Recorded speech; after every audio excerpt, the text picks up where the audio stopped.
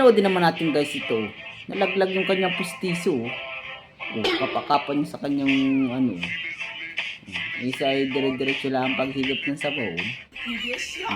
Wala hindi niya namamalayan. Isa ay basa-basa na yun.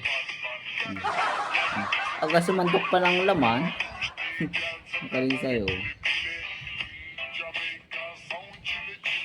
Sinantok ko na nga yun.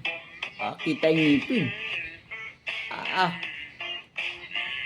Ating niyo. Gat ka. Tinangan. Kinagat pa! Yes, siya! Ang bangis. Sikip-sip niyo pa, oh. Sarap to sarap. Aga. Kaya tingin niya yung kanyang kustisa, yung kanyang ngipin ay. Tingin. Ay, talagang mahusay. Iyo. Asahuli ata yung kustiso. Kasi ang bangis. Sinahuli pa nga. Sana all.